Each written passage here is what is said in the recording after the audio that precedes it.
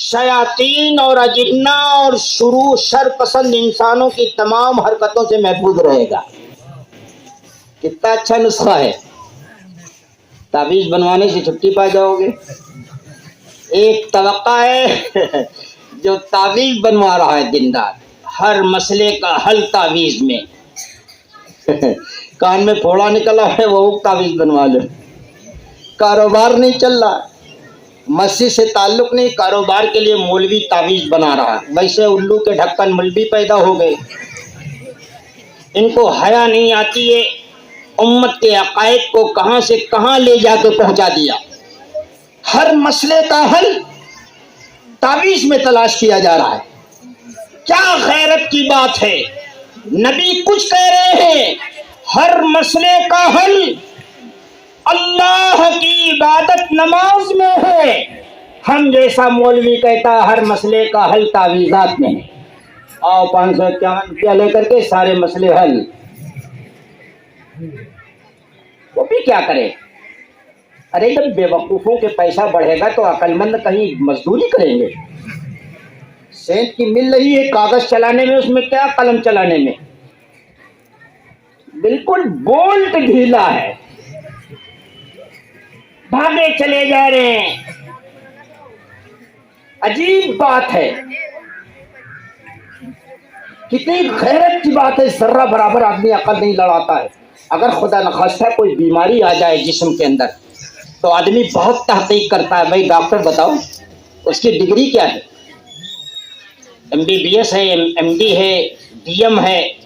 MD سے پہلے کوئی آدمی دکھانا پسند نہیں کرتا ہے، فیس کا کوئی ٹینشن نہیں، ڈاکٹر ہونا چاہیے، ڈگری ہولڈر، دوائیں کتنی بھی مہنگی لکھتا ہو، ڈگری ہولڈر۔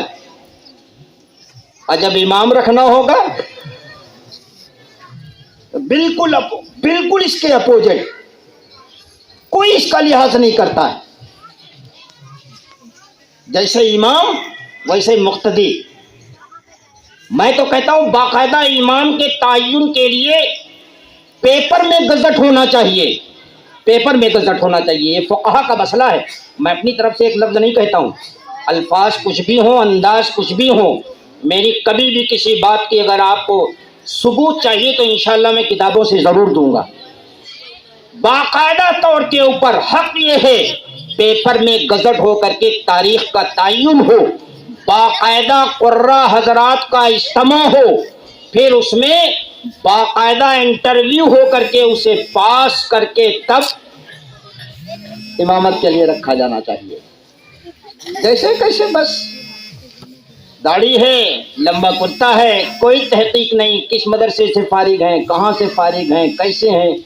ابھی ایک صاحب نے پچھلے سال مجھ سے بتایا، یہ کنتور سنا ہے نا، کنتور میں ایک حاجی صاحب، انہوں نے کہا مولوی صاحب ہم نماز پڑھایا کرتے تھے مفتی صاحب، تم نے کہا اچھا۔ کہا ایک دن ایک صاحب آ گئے تو میں نے دیکھا یار کرتا ارتا بہت لمبا پہنے ہوئے تھے، بڑا ہنٹری مولانا لگ رہا تھا، عصر کا ٹائم تھا۔ اب میں نے سوچا کہ یار نماز کے لیے یہ ہم سے ٹھیک ٹھاک ہے تو اللہ انہیں سے پڑھوا دیں۔ حالانکہ اس میں ائمہ ہوں گے وہ بھی سن لیں یہ مسئلہ، ائمہ حضرات کے لیے بھی کچھ مسائل ہیں۔ آج کل کے ائمہ بھی بس ویسے ہیں، بس کیا بتاؤں میں، ایک رونا ہو تو رویا جائے۔ ائمہ کے لیے کی یہ ذمہ داری ہے کہ میں وقت کا امام ہوں اس مسجد کا، ٹھیک ہے قوم نے مجھے امامت دی ہے، حسن اسلوبی کے ساتھ اسے پورا کرنا چاہیے، لیکن اگر ہم سے کوئی افضل شخص وقت پر آ جائے، شرط یہ ہے کہ ہم اس کی ذات سے متعارف ہوں، اجنبی نہیں۔ تو امام وقت کو چاہیے کہ اپنے سے آنے والے افضل شخص کو مقدم کر دے۔ بات جاہل ہے، چاہے جتنا بڑا عالم آ جائے وہ 2 منٹ پہلے نے مسلح بیٹھ جاتے ہیں، یہ حق ثابت کرنے کے لیے کہ ہم امام ہیں۔ اور جب قرات شروع کرتے ہیں تو جی چاہتا ہے نیت توڑ کے بھاگ جائیں، لیکن خطرہ یہ رہتا ہے کہ فساد ہو جائے گا بستی میں۔ حالانکہ میں لکھ کے فتویٰ دے سکتا ہوں کہ اس امام کی اس قرات کی بنیاد کے اوپر نماز فاسد ہے، نہیں ہوتی ہے نماز۔ جیسے تلاش کرتے ہو ویسے ہو رہا ہے. تو انہوں نے بتایا کہ بھائی بڑا لمبا چوڑا سب کچھ پہنے ہوئے تھے. ہم نے سمجھا کہ ہم کو مغالطہ ہو گیا. ہم نے کہا چلیے نماز پڑھا دیجئے. تو عصر کی نماز پڑھانے کے لیے امامت کے لیے جب وہ کھڑے ہوئے تو اللہ اکبر کہہ کر کے انہوں نے زور سے قرأت شروع کر دی. تو وہ حاجی صاحب بتا رہے تھے ہم سے, کہیں مفتی صاحب پہلے تو ہم خوب کھانسن کھکھارین کی حفظ جان جائے. کھانسنے کھکھارنے پہ وہ شخص متوجہ نہیں ہوا. عصر کی نماز میں پوری نادھے قرأت. تو کہا پھر اب ہمارے کچھ سمجھ میں نہیں آیا تو ہم بولنا شروع کیے چپے چپے من من. تو وہ الو ڈھکن یہ بھی نہیں سمجھ پاوے کہ ہم سے کہا جا رہا. بعد میں یہ معلوم ہوا کہ نہ وہ مولوی ہے نہ مولانا ہے, خالی رنگا سیار تھا. ان سب چیزوں کی تحقیق ہونا چاہیے. مدرسے میں کسی مدرس کو رکھنے کے لیے اس کا کوئی ضابطہ ہے. اس میں رشتہ داری خاندان کے وراثت مورثی معاملات نہیں چلیں گے. یہ محتمین صاحب کا لڑکا ہے, محتمین صاحب انتقال کر گئے, وہ کسی لائق نہیں, اس کو محتمین بنا دو. یہ ادارے ہیں, ان کی کچھ ذمہ داریاں ہیں. میرے دوستوں اور میرے بزرگوں, میرے عزیز ساتھیوں, پوری قوم سے مواخذہ ہوگا ان سب چیزوں کا. جو قاعدے کا ڈرائیور نہیں ہوگا اس کو ڈرائیوری سیٹ پہ بیٹھا لو گے تو کیا نتیجہ نکلے گا؟ کھائیں کھندک میں لیں گے, پھاند دیجیے. ہم تو ڈوبے ہیں صنم, تم کو بھی لے ڈوبے. اس سے پہلے شاید میں نے بیان میں آپ کے ہاں ایک بات کہی تھی کہ ایک بستی والے لوگ بہت ہوشیار تھے, امام رکھتے تھے, اس کی تنخواہ مان لیتے تھے. اتفاق سے ایک امام آ گیا بیچارہ, تو جب مہینہ پورا ہوئے تو وہ پیسہ مانگے تو سب جٹیائے پورے حضرت پور پہ جھپجھیائے نے اکارے کی مار کون ضروری ہے لے لے. دھیرے دھیرے کر کے اس کو پورا سال تنخواہ لے گئے. اور جب سال کے بعد اس نے بالکل صاف جواب دے دیا کہ بھیا ہم کو پیسے دو, ہم جا رہے ہیں, ہم سے نہیں ہو پائے گا. پوری بستی کے چیدہ چیدہ لوگوں نے مل ملا کر کے ایسا جھوا اس کے سامنے اوندھایا کہ 1 سال کو 4 مہینے پہ لا کے رکھ دیا. تو اس نے سوچا اچھا ماما لاؤ, پہلے 4 مہینے لاؤ تو بتائی تم کا. 4 مہینے کی تنخواہ جیب میں رکھنے کے بعد جب وہ گاؤں سے باہر ہوا تو کہا حضرت پور والو پورے سال کی نماز دہرائے لے ہو, ہم پورے سال بغیر وضو کے نماز پڑھائے ہیں.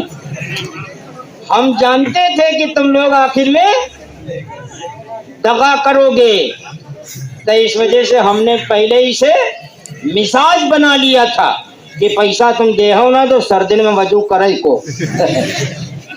اور میرے دوستوں, میرے بزرگوں, میرے عزیز ساتھیوں, میں کیا کہہ رہا تھا, یہ قرآن اللہ کی وہ کتاب ہے کہ اس کے رکھنے کا بھی ایک سلیقہ ہے, اس کے چھونے کا بھی ایک سلیقہ ہے, اس کے پڑھنے کا بھی ایک سلیقہ ہے. کیا کہا, یہ جو پرانا جزدان آپ جو 1 سال کے بعد اس کو ریسپٹ کریں گے, اس کو کیا کریں گے؟ فقہا نے لکھا اسی احتیاط کے ساتھ اس جزدان کو دھل کر کے اس میں خوشبو لگا دو, پھر اس کو جو ہے غلاف کو لے کر کے مسلم قبرستان کے اندر باقاعدہ گڈھا کھود کر کے اس کو دفن کر دو, یا کسی وزن پتھر میں لپیٹ کر کے بہتے ہوئے پانی کے اندر اس کو غرقاب کر دو. یہ قرآن مقدس کے جزدان کا اکرام ہے. جو شخص اس کے خلاف کرے گا قیامت کے دن اس کو جواب دہ ہونا پڑے گا. تو میں نے کیا کہا, یہ اللہ کی کتاب ہے, اس کے پڑھنے کا بھی ایک سلیقہ ہے, اس کے چھونے کا بھی ایک سلیقہ ہے. خوب اچھی طرح سن لو, قرآن نے طے کر دیا لا یمسہ الا المطہرون. یہ کتاب کوئی دیگر کتاب کی طرح حیثیت نہیں رکھتی ہے, جب چاہیں جیسے چاہیں جو چاہے اس کو ہاتھ لگا دے.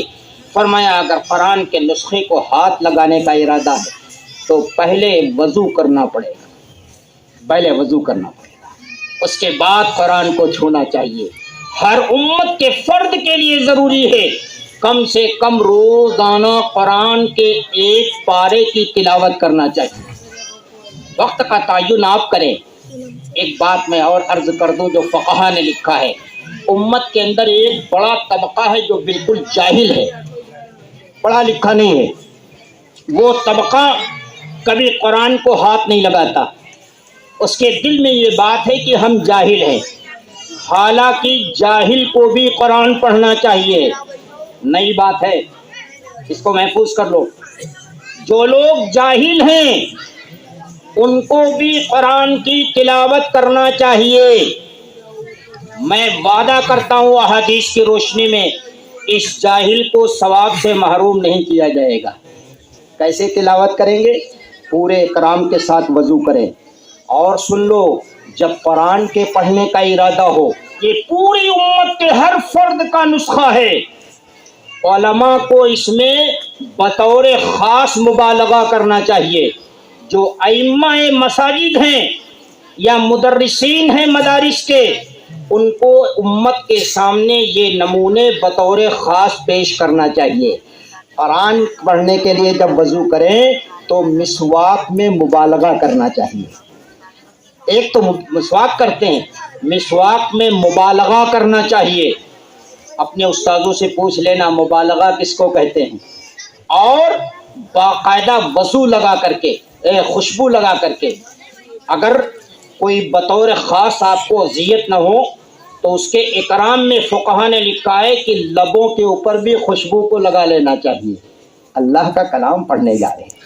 جو شخص جاہل ہے ان تمام چیزوں کا اکرام اور احترام کرنے کے بعد اللہ کی کتاب کو کھول کر کے اس کی عظمت کے سامنے، اس کے سامنے آپ دیدہ ہو کے بیٹھ جانا چاہیے. اور اس قرآن کی عظمت کی بنیاد پر اور اپنے جاہل ہونے کا رونا اللہ کے سامنے رونا چاہیے. اللہ کتاب سچ ہے، ایک ایک حرف اس کا سچ ہے، اس کا پیغام سچ ہے. ایک ایک پیغام پر عمل میں نجات آپ نے پوشیدہ کی ہے، لیکن ہم جاہل ہیں. اے اللہ، ہم تیرے قرآن کی عظمتوں کے سامنے سرنگو ہیں، ہم خوف زدہ ہیں. ہم اس لائق نہیں ہیں کہ اس قرآن کا اکرام کر سکیں. اس انداز کے اندر کچھ دیر تک قرآن کو لے کر کے بیٹھنا چاہیے. یہ جاہل کا قرآن پڑھنا ہے. پڑھیں گے انشاءاللہ اتنا ہی ثواب ملے گا جتنا قرأت کرنے والے کو ثواب ملے گا. اس لیے انما الاعمال بالنیات، اعمال کا دار و مدار تو انسان کی نیت کے اوپر ہوتا ہے. چند کھجوریں جنگ کے میدان میں لاکھوں کے مال کے بالمقابل اللہ کے نبی نے حضرت ابن عقیل کے کھجوروں کو خود اپنے ہاتھوں سے پکڑا تھا اور فرمایا تھا سیدنا ابو بکر صدیق رضی اللہ تعالیٰ عنہ کا قد بہت لمبا تھا. سنا آپ نے؟ عبداللہ ابن عباس رضی اللہ تعالیٰ عنہ کا بھی قد بہت لمبا تھا. حضرت عبداللہ ابن عباس کا قد اتنا لمبا تھا کہ جب وہ گھوڑے پر بیٹھ کر کے چلتے تھے تو ان کو اپنے دونوں پیر ایسے سمیٹ کر کے رکھنا پڑتا تھا، ورنہ پیر زمین سے لڑنے لگتے تھے. عبداللہ ابن عباس سے فرمایا چچا ان چند کھجوروں کو پورے ڈھیر کے اوپر بکھیر دو. مجھے اللہ کی ذات سے امید ہے کہ ابن عقیل معذور کی یہ چند کھجوریں اللہ ان کھجوروں کے صدقے طفیل اس پورے مال کو قبول فرما لیتا. تو میرے دوستوں اور میرے بزرگوں، اصل تو تعلق تمام اعمال کا انسان کے دل سے ہوتا ہے، اس کی نیت سے ہوتا ہے. تو یہ قرآن، اس کے رکھنے کا بھی سلیقہ ہے، اس کے چھونے کا بھی سلیقہ ہے، اس کے پڑھنے کا بھی سلیقہ ہے. عہد کریں اپنے دل کے اندر کہ انشاءاللہ اب ہم قرآن کے اکرام کو اس سے خالی نہیں ہونے دیں گے. میرے دوستو، یہ کتنے قابل تعریف ہیں وہ اساتذہ جنہوں نے آج آپ کی بستی کے اندر ایک عمل جو بھی وجود میں آنے والا ہے، جو کچھ بھی ہے یہ اساتذہ اور مدرسے کی احباب کی کوششوں کی بنیاد پر ہے. اللہ تعالیٰ ان تمام کوششوں کو قبول فرمائے. اب آپ نام لیں. استاد حضرات کہاں ہیں؟ سارے اساتذہ ہو گئی، سارے استاد، ہاں مدرسے کے سارے استاد آئیں. ایک ایک بچے کو لاؤ. محمد حسان خان. محمد حسان بن محمد حسین.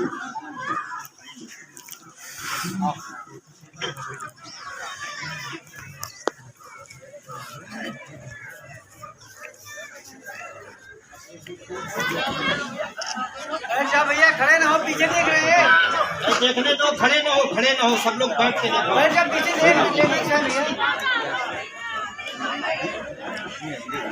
ماشاء اللہ حسان صاحب کی دستار ہو رہی ہے. تو محمد جوہیل بن محمد زبیر صاحب تشریف لے آئے ہیں.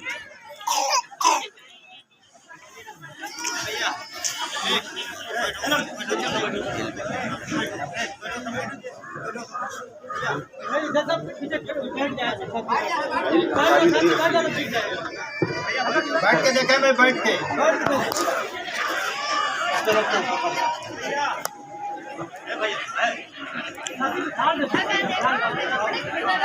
ماشاء اللہ محمد جوہیل صاحب کی دستار ہو رہی ہے تمام علماء کرام کے ہاتھوں سے.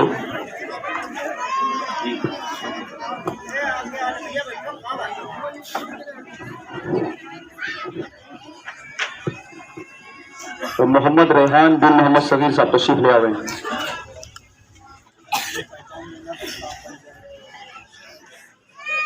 محمد ریحان بن محمد صغیر صاحب تشریف لے آئے ہیں.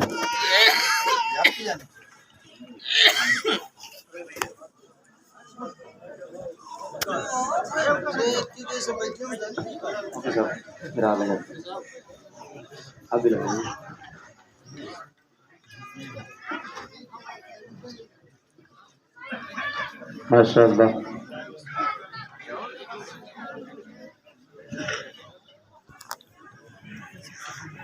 محمد وسیم بن محمد سلیم صاحب تشریف لے آئے.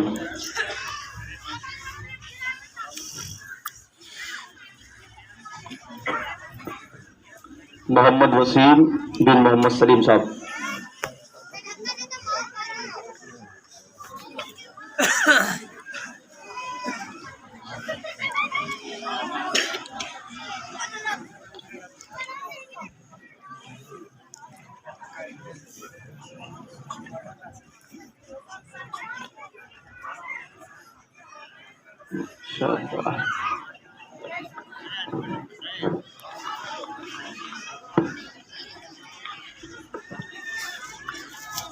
ماشاء اللہ علماء کرام کے دست مبارک سے چاروں حفاظ کرام کو دستار فضیلت حاصل ہوئی. ابھی دینے ہیں تو دیجیے.